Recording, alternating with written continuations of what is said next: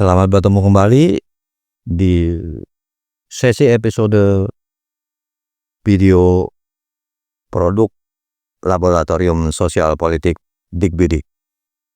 Kali ini saya mau membahas soal Menteri Keuangan kita yang baru ini, Bapak Purbaya Yudi Sadewa. Ini udah tren. Nah, ini memang benar-benar luar biasa ini Menteri Keuangan yang baru ini, ya. Dan ini berbeda dengan menteri-menteri keuangan yang pernah ada di Indonesia. Stylenya cowboy, cara bicaranya bebas, tetapi tetap terkendali, dan beberapa kebijakannya ya menjadi pusat perhatian publik. Di antaranya ya dari mulai soal TKD sehingga beliau ini sempat didatangi oleh 18 gubernur ya yang protes mengenai pengurangan dana TKD, kemudian menyenggol BUMN, inspeksi mendadak ke bank-bank milik pemerintah, dan yang terakhir ini ke bea cukai. Ini sangat luar biasa dan ini tren luar biasa. Sebelum mengupas ya secara singkat soal Menteri Keuangan kita yang baru ini, saya mau feedback dulu ke belakang. Sebelum ya Menteri Keuangan kita yang baru ini, ya Bapak Purboyo ini menyatakan ya beliau akan terus melakukan perbaikan pondasi ekonomi nasional, ya. Tim Laboratorium Sosial Politik Dikbidik sebenarnya sudah menyampaikan bahwa pondasi ekonomi nasional kita harus segera dirombak secara total. Nah, yang namanya pondasi itu harus tertanam kuat di bawah, agar kokoh dan kuat di bawah, bukan menggantung di langit-langit oligarki. Ini yang pernah saya sampaikan pada episode video sebelumnya. Sampai kemudian Bapak Menteri Keuangan ini menyampaikan bahwa pondasi ekonomi nasional akan terus diperbaiki. Tambahannya adalah agar kita semua bisa kaya secara bareng-bareng. Luar biasa, ini top. Saya ulangi lagi, supaya kita semua bisa kaya secara bareng-bareng. Artinya apa? Artinya tidak akan ada lagi kemiskinan di Indonesia. Itu poin pentingnya.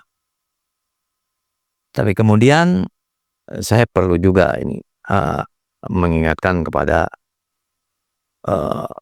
Menteri Keuangan kita yang baru ini.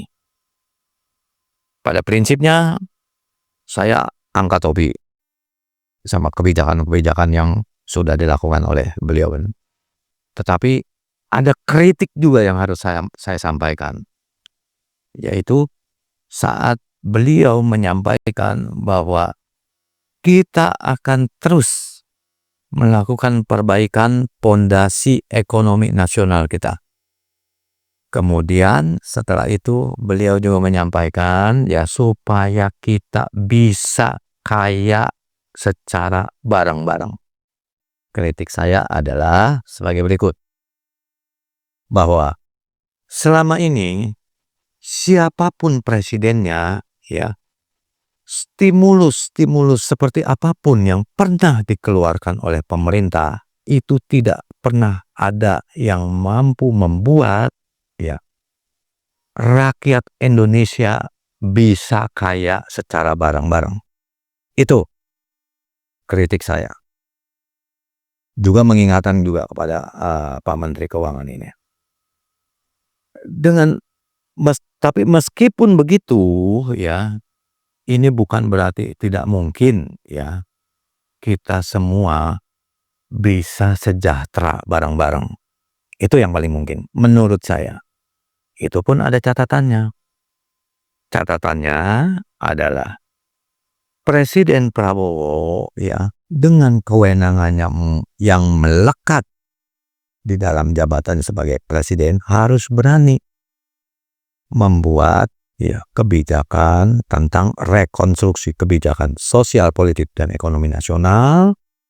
Kemudian instrumen di bawahnya adalah badan usaha milik warga, ya, dan itu untuk membentuk atau membangun ekosistem ketahanan ekonomi rakyat. Saya pikir itu. Dan jujur aja, ini menarik apa yang sudah disampaikan oleh Menteri Keuangan ini, Pak Purbaya ini. Tetapi saya pikir ada yang kurang dalam hal mencermati soal pondasi ekonomi nasional kita. Sekali lagi saya mengingatkan bahwa pondasi ekonomi nasional kita ini ya harus tertanam kokoh dan kuat di bawah, dan bukan lagi sistem ekonomi nasional kita ini jangan lagi bergantung kepada kekuatan ekonomi oligarki. Ini yang saya harapkan dari Presiden dan Menteri Keuangan Purbaya selaku pembantu Presiden. Saya sangat berharap ya ada suatu kesempatan di mana kita bisa dialog, diskusi, ya, kemudian membongkar akar masalah kemiskinan di Indonesia ini. Supaya apa? Supaya apa yang disampaikan oleh Menteri Keuangan kita ini, Pak Purbaya ini, bisa terwujud. Artinya apa? Kita bisa, ya setidaknya nggak usah kaya lah, bisa sejahtera bareng-bareng. Seperti itu. Dan ini saya tunggu respon dari Bapak Menteri Keuangan Purbaya Yudisadewa, ya, kapan kita bisa berdialog dan kita bongkar semua nih akar persoalan kemiskinan di Indonesia ini sebenarnya di mana letaknya. Saya pikir itu dulu dalam episode yang ini. Saya tunggu informasi atau konfirmasi dari Pak Menteri. Saya pikir itu dulu sementara ini. Selamat bertemu kembali di episode video berikutnya. Terima kasih. Wassalam.